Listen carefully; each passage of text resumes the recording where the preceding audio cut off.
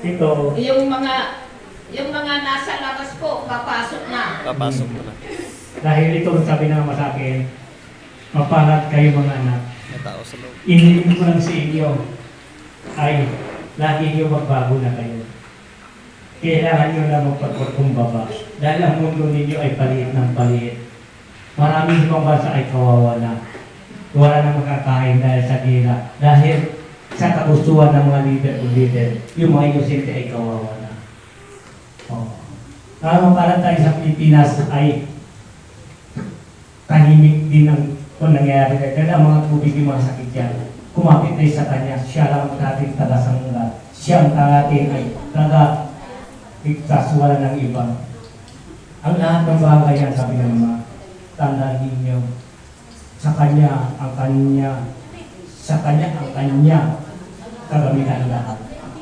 Tandaan ninyo, nandito kayo, ay masusok, ay mga sakit-sakit yun, sakit sa pagod lang yan. Dahil sabi ng ama, at nandito kayo, nililisan ko na hanggang iyong mga buto, hanggang iyong mga kutit-kutit na lahat ng mga sulok-sulok ng mga sakit ninyo ay nililisan kayo ng Diyos. Dahil ang Diyos ay pag-ibig. Ang Diyos walang posible sa Kanya. Sa Kanyang lahat itong katawan natin, ang laman natin ay galing sa Kanya. Siya ang nakakala kung anong dapat nila at dapat niya gawin sa atin. Lagi niyo tandaan, lagi tayong mag-pray to God. Diyos ko, huwag mong kami pabayaan. Diyos ko, kahit ano man ang mangyari sa amin, kayo ang aking kasangga, kayo aking kaisipan, lahat kayo aking lahat, ang aking lahat ng kalooban ng inyong kagustuhan ko at kayo po yun. Dahil ang Diyos ang pag-ibig. Walang iba mag-iligtas sa atin kung hindi ang Diyos. Sabi ng Muslim, ang Diyos si Allah ang siya nagmamahal sa atin, walang iba. Lahat ang siya ang naglilingkod sa akin dahil lahat ang iniling natin ay matutupad kung tayo ay masunurin sa Kanya. Si Allah at siya ang tawag ng mga Muslim. Sa atin ay si Jesus, si Yahweh. Oh. Siya, lahat ng bagay din sa mundo, iisa ang Diyos natin.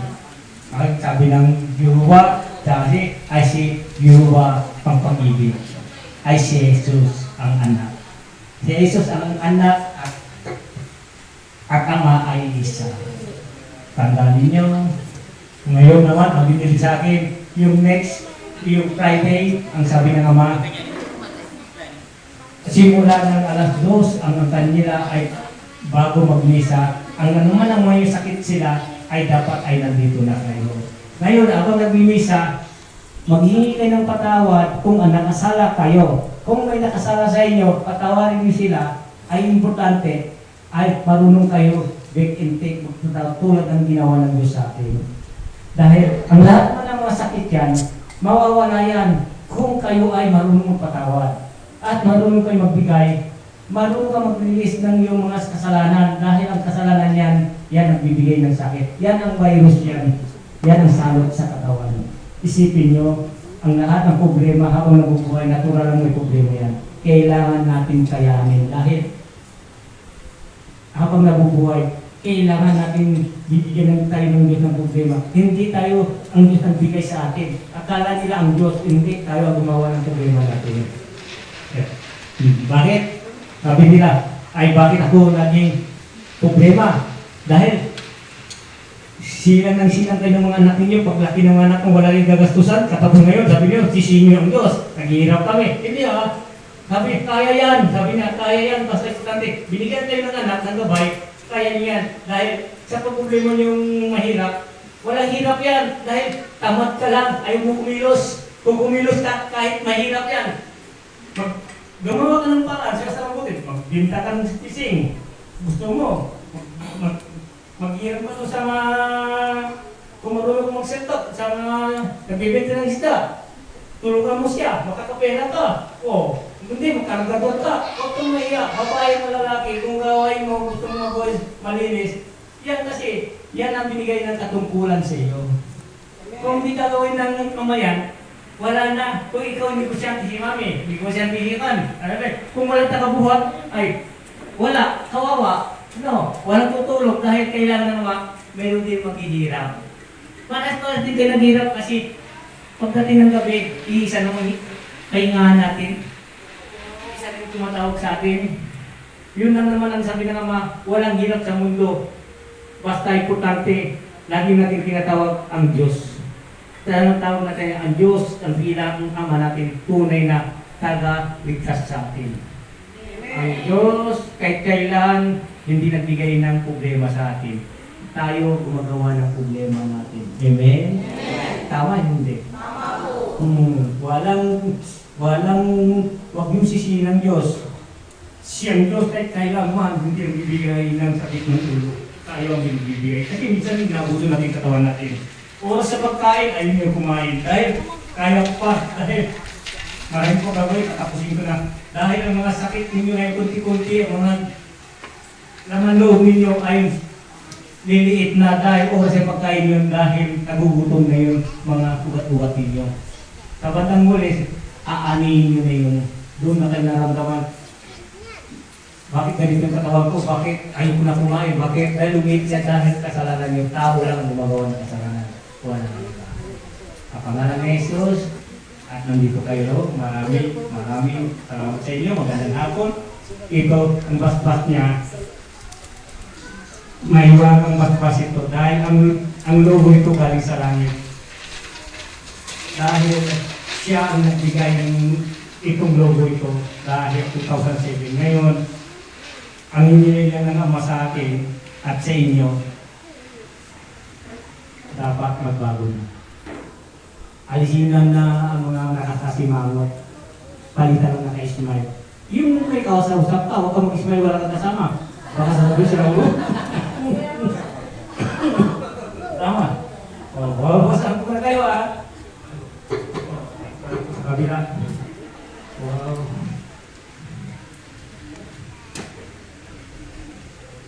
Pangalan ni Jesus. Dakilang Ama.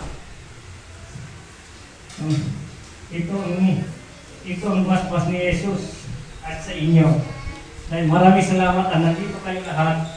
Dahil ang lahat yan ay tuwang-tuwa si Jesus. Dahil walang iba ang magliligtas sa atin. Ang tunay na Diyos, Ama natin. Ama, maraming salamat. Ito ang iutos mo sa akin. Ginawa ko ang lahat, ang anong bagay, ang inyong binigay ng katungkulan. Tulad ngayon sinabi niyo sa akin, ay ako ay isang pagdadating ng oras ng dasalan at dapat sila mag-entertain dito at humingi sila ng tawad. Mas madali daw kayo gagamutin ni Lord. Basta magsabi kayo ng totoo. Huwag kayo magdalawang isip. Si Lord ay nasa puso ninyo. Huwag kayo mag-isip ng ano-anuman. Basta isipin ninyo, ang tunay natin tagalitas ay si Lord. Amen? Kung ano man ang iyong mga problema, ibulong mo lang sa Kanya. Ikaw ang Diyos lang ang nakakalam. Ikaw lang ang Diyos na nag-uusap, wala ng iba. Dahil ang Diyos kikinig. Kahit saan sulok ka, basta siya ang tinatawag mo, ay nandyan sa harapan mo ang Diyos. Dahil dito sa puso ang tahanan niya sa puso. Kausapin mo siya at pakikinggan ka niya. Basta totoo ka, siya at ikaw pagtulungan kayo ng Diyos. Amen. Sa pagkili ito, masaya ako ngayon dahil ang lahat ng mga mensahe at binigay ko na sa inyo dahil yun ang gusto niya para mapaliwanagan kayo bawat isa sa inyo.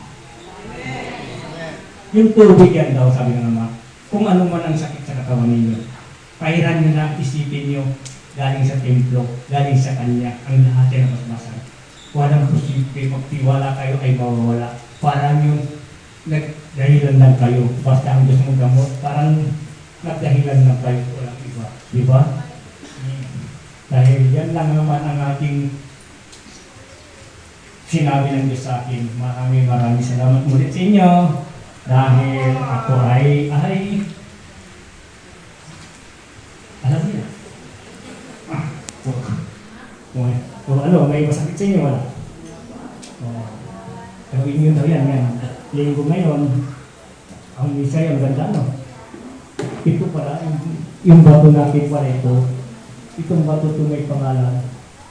Sabi ng ama, sabi ng mga scientist, 5 taon din dito sa lupa. Tapos may nagsabi sa akin, mayroon din siya sidekick. Parang mayroon na misay din sa kanya. Sabi niya, marami na mundo natin. Ang sabi ko naman, yata totoo, bakit pinaipon ako ng bato?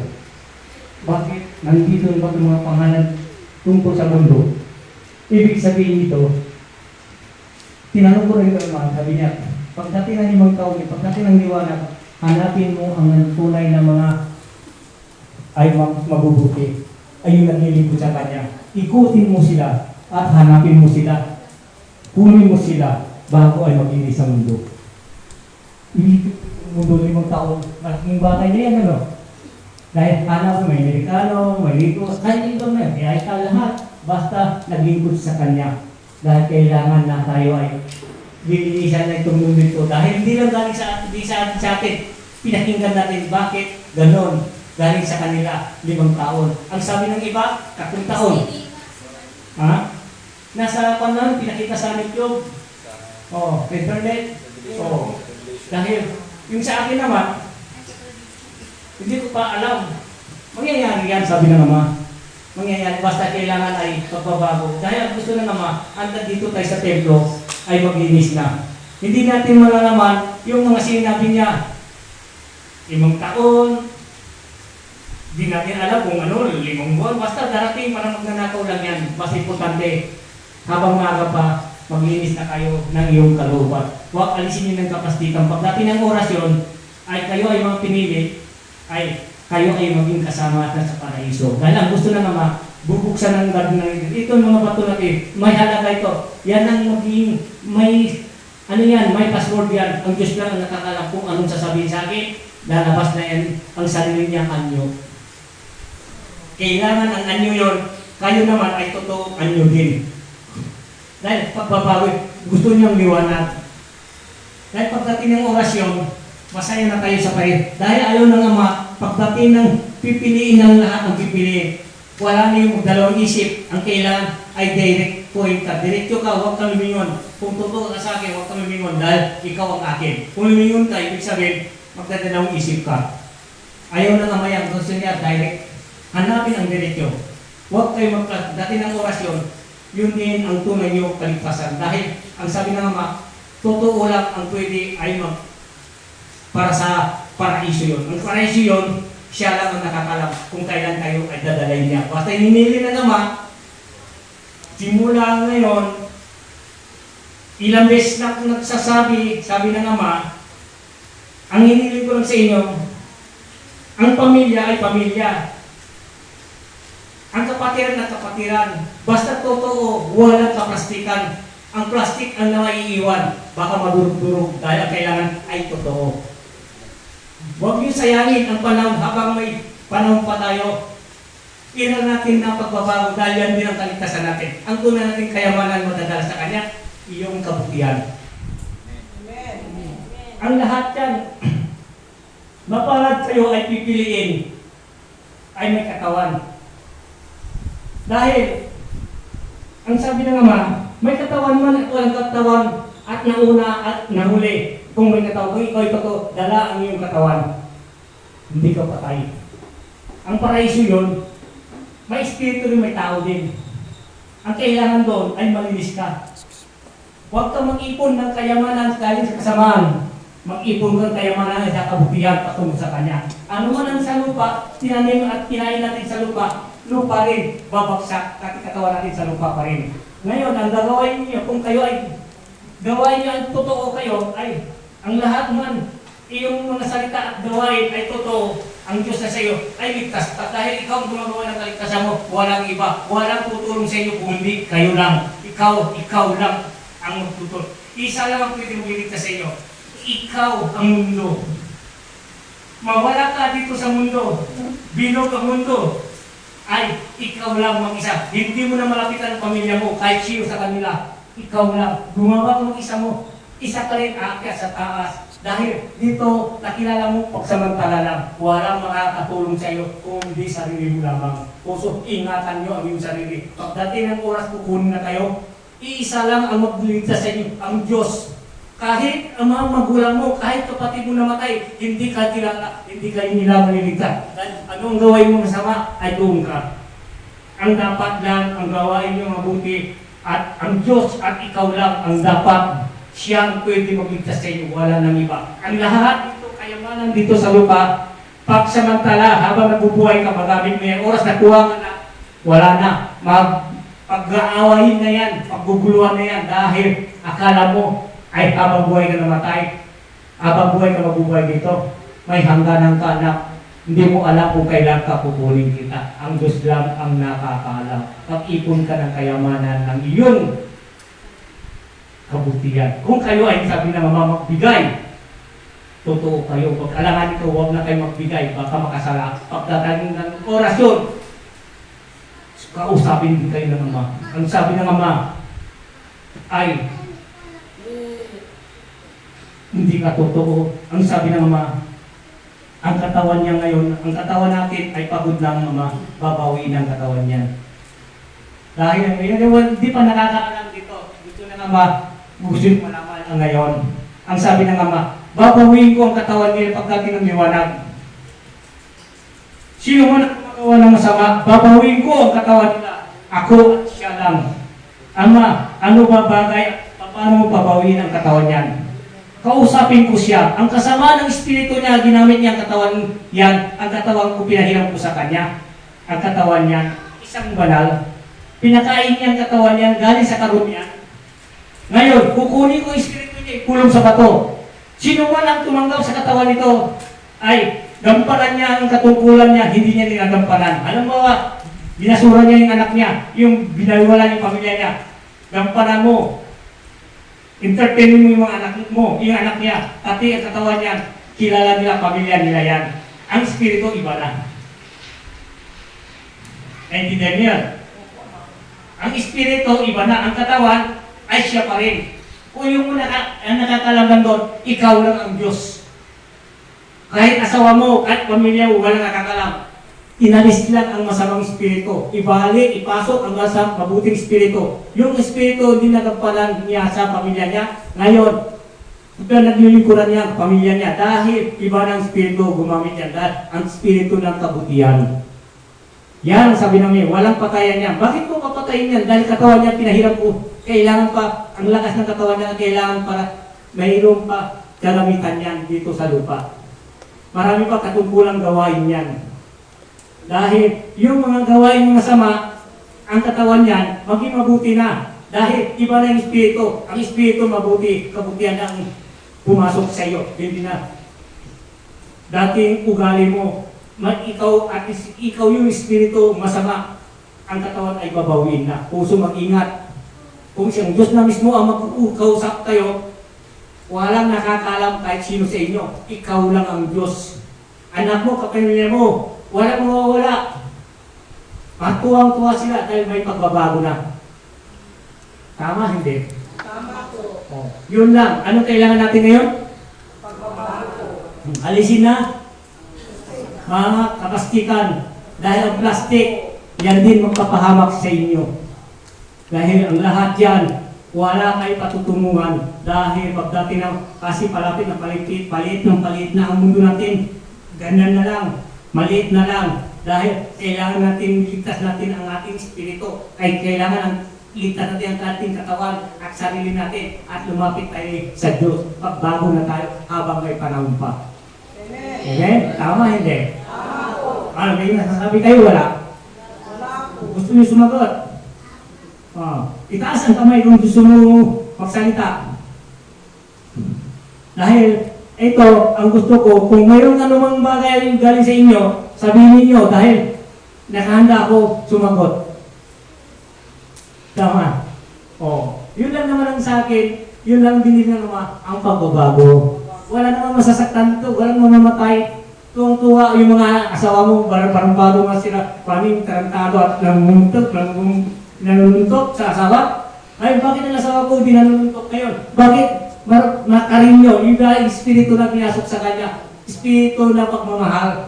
Yan ang tawag ng pag-ibig. Oh, walang kamatayan, ano? Oh, walang nakakaalam. Dahil yun ang mga pamilya na yun, masaya na lahat. Dahil pagbabago. Puso ang kailangan natin ngayon. Ako, pagdating ng liwanag, ibig sabihin, liwanag na lahat. Oh, amen? Oh, ano sa gusto niyo? Maganda ba, hindi? Oh, wala nang pakayan, ano? Oh, lahat yan. Ano ka sa bitbahay mo magdating alas 2, welcome na balik ulit sa dati. Fiesta lahat, kahit sinong tao pwede magbisita dahil ibalik ang ugali noon. Alisin ang ugali ngayon, dahil ugali ngayon karamihan ay hindi maganda. Sakim. Marami din mababayad, ilan na lang. Oh, sino mababayad? Itaas ang kamay. Amen. Wow! Oh, ibig sabihin, hindi ka bayad. Ha? At katay, galing. Sino mababait? Taas ng kamay. Yan ang ibig sabihin ng Ama. Kung tinaas niyo yung kamay, tuparin mo na yung pagbabait ninyo. Tuloy nyo na habang may panahon pa. Dito, ang ginagawa ng Ama natin ngayon ay pag-ibig. Alam mo, masaya. Dahil ang ginagawa ng Ama ito ay para sa tayo, ay lahat ng pamilya ay masaya. Wala na malungkot. Yun lang naman. Walang murahan, walang anuman, pag-ibig lang. O sino man ang ipan? Yung mga kasama natin na gusto magpabasbas, magpagamot na, yung mga kasama natin na may kapangyarihan at kumilos na, parang matapos na lahat. O.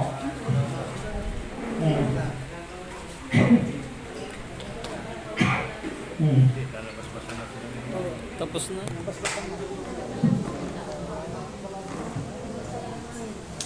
Tignan mo ha.